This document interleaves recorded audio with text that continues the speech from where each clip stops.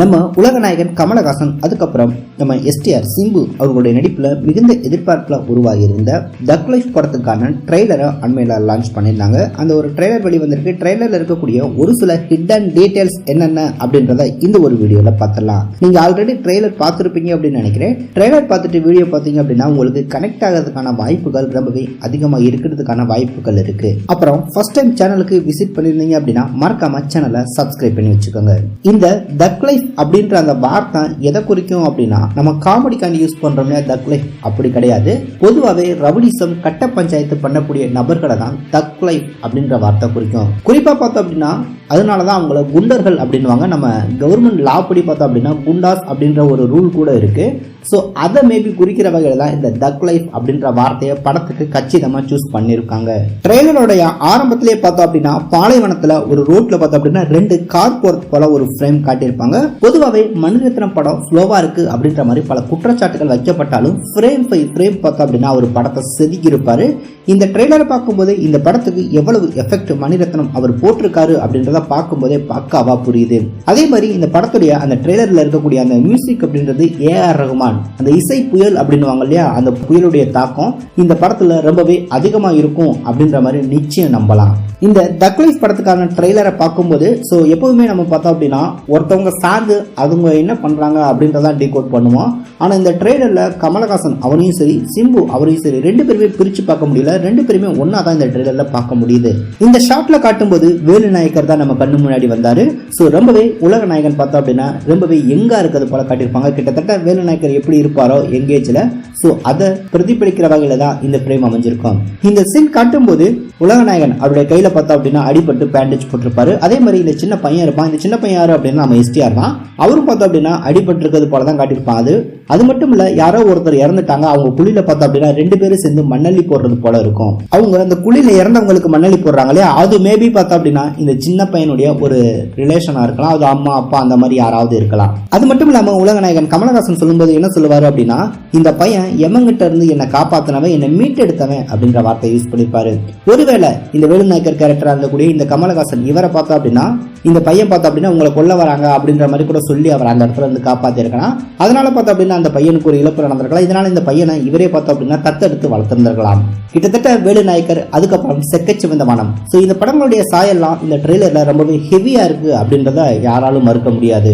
இந்த பையன் ஏதோ ஒரு வகையில உலகநாயகன் கமலஹாசன் அவரை காப்பாத்திருக்கலாம். ஸோ அதனால அந்த பையனுக்கு ஒரு இழப்பு நடந்திருக்கலாம். அதனால அந்த பையனை உலகநாயகன் கமலஹாசனை தத்தெடுத்து வளர்க்கிறாரு அப்படின்றது மட்டும் தெளிவா தெரியுது. இந்த ஃப்ரேம்ல அந்த சின்ன பையன் பார்த்தா அப்படின்னா அந்த வீட்டு வாசல் கிட்ட நிக்கிறது போல இருக்கும். ஸோ வீட்டு உள்ள பார்த்தா அப்படின்னா ரொம்பவே டார்க்கா இருட்டா இருக்கும். வெளியில பார்த்தா அப்படின்னா கொஞ்சம் அந்த லைட்டோட அந்த எஃபெக்ட் எல்லாம் இருக்குது போல இருக்கும். வெளியே பார்த்தா அப்படின்னா வெளிச்சம் இருக்குது போல இருக்கும்.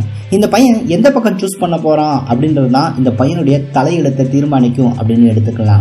அதே மாதிரி கமலஹாசன் அவர் பேசும்போது இனிமே நீயும் நானும் ஒண்ணு, நம்ம 2 பேருடைய தலையெழுத்தையும் ஒரே மாதிரி எழுதி வச்சிருக்கான் அப்படின்ற மாதிரி கூட பேசிட்டு இருப்பாரு. ஆனா இந்த தலையெழுத்து எப்படி மாறுது அப்படின்றதான் படத்துடைய அந்த கிளைமேக்ஸா இருக்கும். ஸோ இந்த உலகநாயகன் கமலஹாசன் இவருடைய அந்த இடத்தை பிடிக்கிறதுக்கான போட்டி தான் அப்படின்றது மட்டும் ட்ரெய்லர்ல ரொம்பவே தெளிவா தெரியுது. செக்கச்சிவந்த படமும் அதே போலதான் இருந்துச்சு.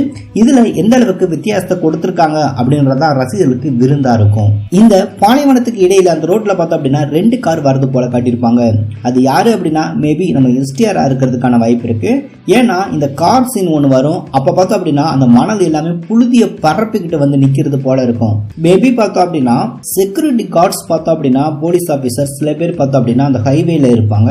அந்த மாதிரி ஒரு கேரக்டரா கூட பண்ணிருக்கலாம். இல்ல அப்படின்னா அவங்கள போட்டு தள்ளிட்டு அவங்களுடைய காரை எடுத்துட்டு வந்திருக்கலாம். அந்த கார்ல இருந்து அவர் வந்து திரும்பும் போது அங்க மேல பார்த்தோம் அப்படின்னா அந்த சைலன்சர் இருக்கிறதெல்லாம் பார்க்க முடியும்.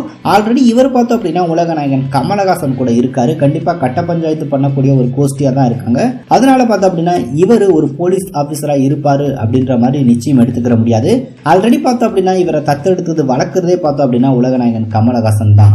அடுத்ததா இந்த ஃப்ரேம் காட்டியிருப்பாங்க. இந்த ஃப்ரேம் பார்த்தோம் அப்படின்னா சுத்தி பனி படர்ந்து போயிருக்கும். அங்க இடையில பார்த்தோம் அப்படின்னா யாருமே இல்லாத இடத்துல ஒரு 4-5 வீடு மட்டுமே இருக்கிறது போல இருக்கும். சோ இதை பார்க்கும்போது ரொம்பவே வித்தியாசமா ரொம்பவே ஒரு டெரரா இருந்தது போலதான் இருந்துச்சு. இங்க ஏதோ ஒரு பெரிய சம்பவம் இருக்கு அப்படின்னு தோணுச்சு.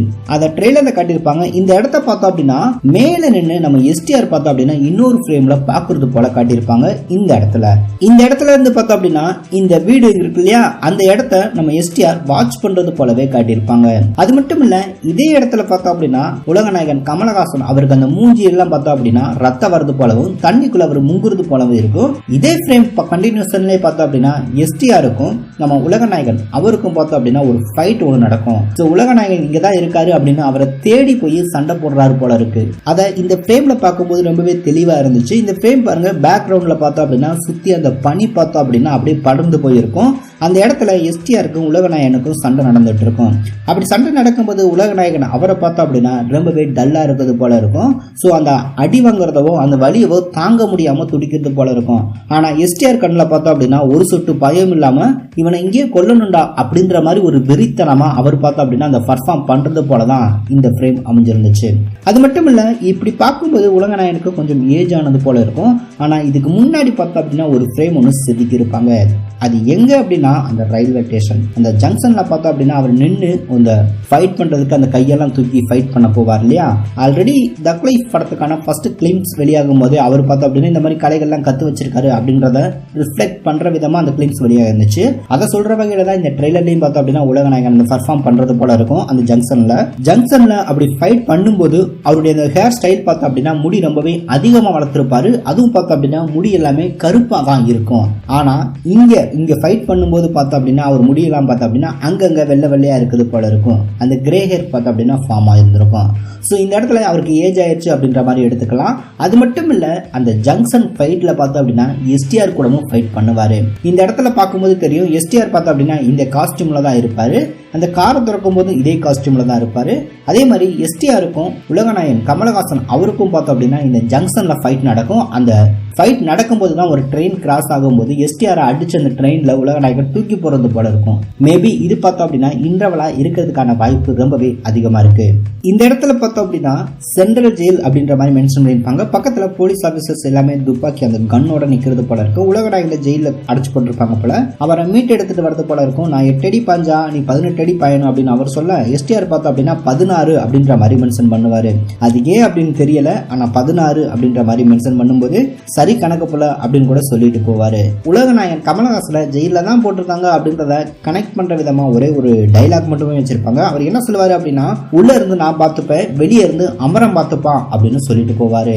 வெளியே இருந்து அமரம் பார்த்துப்பான் அப்படின்னு சொல்லும் போது அமரனுக்கு பார்த்தோம் அப்படின்னா அந்த பதவி மேல ஆசை வந்திருக்கலாம். ஸோ நம்ம இதே மாதிரி இருக்கலாம் அப்படின்னு கூட அவர் நினைச்சிருக்கலாம். அதனாலதான் பார்த்தோம் அப்படின்னா வெளியே இருந்து அமரன் பார்த்துப்பா அப்படின்னா நான் என்ன இருக்கா அப்படின்ற மாதிரி அமரன் எஸ்டிஆர் கேரக்டரை உட்கார வச்சுக்கிட்டு நாசர் கேரக்டர் பார்த்தோம் அப்படின்னா அவர்கிட்டயே சொல்றது போல இருக்கும். நாசர் கேரக்டர் பார்த்தோம் அப்படின்னா உலகநாயகன் கமலஹாசன் அவர் கூடவே டிராவல் ஆகக்கூடிய ஒரு கேரக்டர் தான் இருக்கும். அப்படிதான் ட்ரெய்லர் கட் பண்ணிருப்பாங்க.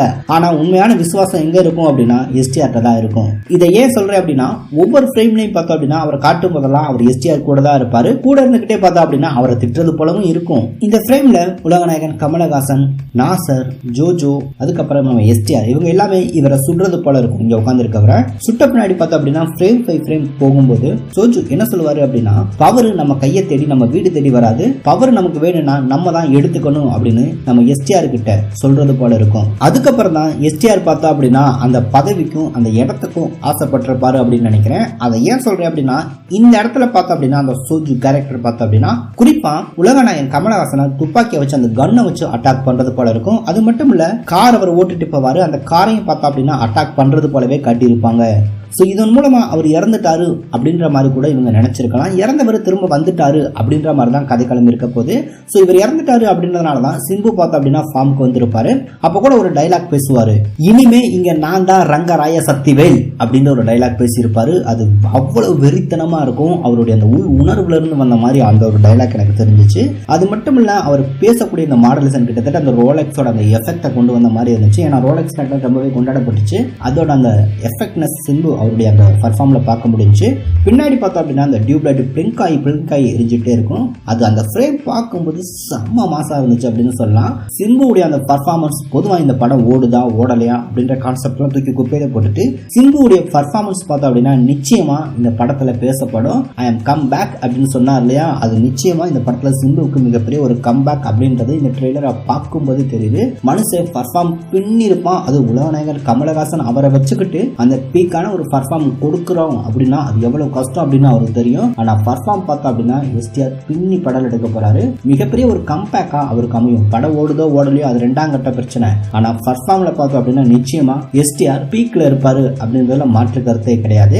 அதே மாதிரி எஸ்டிஆர் பார்த்தோம் அப்படின்னா நாசர் அவர் உட்கார வச்சுக்கிட்டு தான் பல கொலை பண்றது போல இருக்கும். நாசரும் எஸ்டிஆரும் பார்த்தோம் அப்படின்னா அந்த கடல்ல டிராவல் ஆகி யாரோ தேடி போறது போல இருக்கும். நாசர் கேரக்டர் பார்த்தோம் அப்படின்னா முழுக்க முழுக்க எஸ்டிஆருக்கு சப்போர்ட் பண்ணக்கூடிய ஒரு கேரக்டரா தான் இருக்கும். ஆனா 2 பேருக்குள்ளேயும் பார்த்தோம் அப்படின்னா சின்னதா ஒரு ஈகோ இருந்துகிட்டே இருக்கும் போல இருக்கு. ட்ரெய்லரை பார்க்கும்போது அப்படிதான் தெரியுது. சோ தன்னுடைய அப்பா வளர்ப்பு அப்பா இருப்பார் இல்லையா, அவருடைய இடத்தை தான் அடையணும் அப்படின்ற அந்த ஒரு ஆசையினாலதான் இந்த ஒரு கலவரம் எல்லாமே நடக்குது அப்படின்றது ட்ரெய்லரை பார்க்கும்போது ரொம்பவே கிளியரா தெரியுது. அதாவது தன்னுடைய அப்பா இறந்து போயிட்டாரு அப்படின்னு நினைச்சு அந்த இடத்துக்கு வர ஆசைப்படக்கூடிய சிம்பு அவருக்கு பார்த்தா அப்படின்னா தன்னுடைய அப்பா இறக்கல, மீண்டும் அந்த இடத்தை அவரே பிடிக்க வராரு அப்படின்னும் போதுதான் இந்த மோதல்கள் எல்லாமே ஆரம்பமாகுது அப்படின்றத தெளிவா சொல்ல முடியும். இந்த சோஜு கேரக்டர் பார்த்தா அப்படின்னா எஸ்டிஆருக்கு சப்போர்ட்டான ஒரு கேரக்டர். ஸோ இவர் தான் பார்த்தா அப்படின்னா வளர்ப்பாப்பாவை போட்டு தள்ளலாம் அப்படின்ற மாதிரி ஒரு ஐடியா கூட கொடுத்த ஒரு நபரா இருக்கலாம். இவரும் சரி நாசர் கேரக்டரும் சரி. ஸோ இவங்க 2 பேரும் அடிச்சுட்டு இறந்துட்டா கூட நம்ம அந்த இடத்த பிடிச்சிடலாம் அப்படின்ற மாதிரி கூட பிளான் பண்ணி இருந்திருக்கலாம். ஆரம்பத்தில் உலகநாயகன் கமலஹாசன் என்ன சொல்லுவாரு அப்படின்னா, என்னை காப்பாத்தினவன் எமங்கிட்ட இருந்து என்னை மீட்டெடுத்தவன் அப்படின்ற மாதிரி எஸ்டிஆர் சொல்லியிருப்பாரு. அந்த ட்ரெய்லர் முடியும் போது என்ன சொல்லுவாரு அப்படின்னா, யமனுக்கும் எனக்கும் நடக்கிற கதை அப்படின்னு சொல்லுவாரு. ஸோ எஸ்டிஆரை யமன் அப்படின்ற மாதிரி போர்ட்ரேட் பண்ணி அவர் சொல்லுவாரு. ஸோ யமனுக்கும் இவருக்கும் நடக்கிற கதை அப்படின்னும் போது கண்டிப்பா யமனுடைய பலம் அதிகமா இருக்கும். ஸோ யமனா இல்ல இவரா யாரு ஜெயிக்க போறா அப்படின்றது படம் பார்த்தாதான் தெரியும். அதே மாதிரி இந்த படத்துல பார்த்தோம் அப்படின்னா திரிஷா எஸ்டிஆருக்கு பேர் பண்ணி நடிச்சிருப்பாங்க அப்படின்ற மாதிரி பார்த்தோம். ஆனா இவங்க பார்த்தோம் அப்படின்னா உலகநாயகன் கமலஹாசன் அவருக்கு பேர் பண்ணி நடிச்சிருக்க மாதிரி இருக்கு. ஆனா அவங்க பார்த்தோம் அப்படின்னா உண்மையிலே இவரை ஏமாத்திட்டு கூட வேற சம்பவங்கள் பண்றதுக்கான வாய்ப்புகள் இருக்கு. கேரக்டர் பார்க்கும்போது அப்படிதான் இருக்கு. அதே மாதிரி அசோக் செல்வன் அவரை காட்டுறாங்க. அவரை காட்டும் போது ஒரு ஆபீசரா இருக்காரு அப்படின்னு மட்டும் தெரியுது. மேபி போலீஸா இருக்கிறதுக்கான வாய்ப்புகள் இருக்கு. யூனிஃபார்ம் எதுவுமே காட்டாம காட்டுறாங்க. ஐஸ்வர்யா லட்சுமி அவங்க பார்த்தோம் அப்படின்னா கண்ணுல கண்ணீர் தண்ணி வர மாதிரி ஒரு ஃப்ரேம் மட்டுமே வச்சிருக்காங்க. அதே மாதிரி இந்த சீன்ல இந்த இடத்துல நிற்கக்கூடிய இவருக்கு தான் பார்த்தோம் அப்படின்னா இந்த இடத்துல கல்யாணம் நடக்குது அப்படின்ற மாதிரி எடுத்துக்கலாம். ஸோ இவரை பார்க்கும்போது அப்படிதான் தெரியுது மேரேஜ் இவருக்கு தான் நடக்குது அப்படின்றத எடுத்துக்கலாம். சின்ன வயசுல எஸ்டிஆர் அந்த வேலு நாயக்கர் கூட உட்கார்ந்துருக்கக்கூடிய இந்த பையன் அந்த பையனுடைய அந்த கழுத்துல பார்த்தோம் அப்படின்னா ஒரு கருப்பு கலர்ல ஒரு கயிறு ஒன்று போட்டிருப்பான். ஸோ அது பார்த்தோம் அப்படின்னா எஸ்டிஆர் வளர்ந்த பின்னாடியும் அதே கயிறை கழுத்துல போட்டிருக்கிறது போல தான் காட்டியிருப்பாங்க. மேபி எஸ்டிஆர் பார்த்தோம் அப்படின்னா கிட்டத்தட்ட ஒரு முஸ்லிம் எப்படி இருப்பாங்களோ அந்த மாதிரி தான் அவர் இருக்கிறது போலவே காட்டியிருப்பாங்க. அது மட்டும் இல்ல தக் லைஃப் அப்படின்ற அந்த டைட்டிலையும் பார்த்தோம் அப்படின்னா அந்த முஸ்லிம் சிம்பிள்லாம் இருக்கும் இல்லையா, அந்த ஸ்டார் வச்சு அந்த ஒரு பறவை பறந்து போற மாதிரி கிட்டத்தட்ட பார்த்தோம் அப்படின்னா உலகநாயகன் கமலஹாசன் அவருடைய முந்தைய படமான விஸ்வரூபம் படத்துக்கான அந்த டைட்டிலே பார்த்தீங்க அப்படின்னா அந்த முஸ்லிம் அவங்களுடைய அந்த சில சிம்டம்ஸை குறிக்கிற வகையில் தான் டிசைன் பண்ணியிருப்பாங்க. மேபி அதே மாதிரி தான் அந்த தக் லைஃப் உடைய அந்த டைட்டிலா இருக்கட்டும், அந்த ஒரு பறவை பறக்கிற மாதிரி அந்த புறா பறக்கிற மாதிரியா இருக்கட்டும், அந்த ஸ்டார்ஸ் எல்லாமே யூஸ் பண்ணியிருப்பாங்க. சிம்புவை இந்த படத்துல ஒரு முஸ்லிம் கேரக்டர் மாதிரி பிரதிபலிக்கிற மாதிரி தான் தோணுது. ஏன்னா படத்துடைய கதைக்களவும் பார்த்தோம் அப்படின்னா டெல்லி அப்படின்றத ரொம்பவே தெளிவாகவே காட்டியிருக்காங்க. இந்த மசூதி எல்லாமே பார்த்தோம் அப்படின்னா டெல்லி தான். அது மட்டும் இல்ல இவங்க இந்த கார் அட்டாக் நடக்கும் இல்லையா, அதெல்லாம் பார்த்தோம் அப்படின்னா டிஎல் அப்படின்ற மாதிரி தான் மென்ஷன் பண்ணி இருந்திருப்பாங்க. செக்கச்சிவந்த வானம் படம் எப்படி இருக்குமோ தன்னுடைய அப்பா இடத்தை பிடிக்க பசங்க எல்லாமே ஆசைப்படுவாங்க. அந்த மாதிரி ஒரு கதைக்களமா தான் இந்த ஒரு தக் லைஃப் இருக்க போகுது அப்படின்னு தெளிவா தெரியுது. ஆனா செக்கச்சிவந்த வானம் இப்படிதான் இருக்கு அப்படின்றது படம் எடுத்த மணிரத்னம் அவருக்கும் தெரியும். சோ இந்த படத்தை எப்படி டிஃப்ரெண்டா கொடுக்க முடியும் அப்படின்றத யோசிச்சுதான் படத்தை எடுத்திருப்பாங்க. அதை நமக்கு கொடுக்கவும் செஞ்சிருப்பாங்க. இந்த படம் வருகிற ஜூன் 5 ரிலீஸ் ஆகுது. கண்டிப்பா இந்த படத்தை தியேட்டர்ல பார்த்து என்ஜாய் பண்ணுங்க. சோ கண்டிப்பா ஏஆர் ரஹ்மான் அவருடைய மியூசிக் பெரிய லெவல்ல பேசப்படும். எஸ்டிஆர் உடைய பெர்ஃபார்மன்ஸ் பார்த்தோம் அப்படின்னா ரொம்பவே பீக்ல இருக்கும் அப்படின்னு சொல்லலாம். உலகநாயகன் அவரை பத்தி சொல்ல வேண்டியதே இல்லை. நம்ம ஃபோக்கஸ் பார்த்தோம் அப்படின்னா எஸ்டிஆர் உடைய பெர்ஃபார்மன்ஸ் எந்த மாதிரி இருக்க போகுது அப்படின்ற ஒரு எண்ணம் இருக்கு. ஏன்னா ஐ எம் பேக் அப்படின்னு சொன்னாரு. ஸோ எந்த மாதிரி கம்பேக் கொடுக்குறாரு அப்படின்றத பார்க்கலாம். ஒரு வெறித்தனமான எஸ்டிஆரை பார்க்கலாம்னு நினைக்கிறேன் இந்த படத்துல. அவர் சொன்ன அந்த டைலாக் பார்த்தோம் அப்படின்னா ரொம்பவே அழுத்தமா இந்த ட்ரெய்லர்ல பதிஞ்சிருக்கு. அதனாலதான் சொல்றேன், வெயிட் பண்ணி பார்க்கலாம். இந்த வீடியோ உங்களுக்கு பிடிச்சிருந்துச்சு அப்படின்னா இந்த வீடியோக்கு லைக் கொடுங்க. இந்த வீடியோ உங்களுக்கு ரொம்ப பிடிச்சிருந்துச்சு அப்படின்னா மறக்காம உங்க ஃப்ரெண்டுக்கும் ஷேர் பண்ணுங்க. நீங்க ஃபர்ஸ்ட் டைம் சேனலுக்கு விசிட் பண்ணிருந்தீங்கன்னா மறக்காம சேனலை சப்ஸ்கிரைப் பண்ணிக்கோங்க. எல்லாருமே ஜாலியா போய் ஜோலியா பாருங்க. நம்ம அடுத்த வீடியோல பார்க்கலாம்.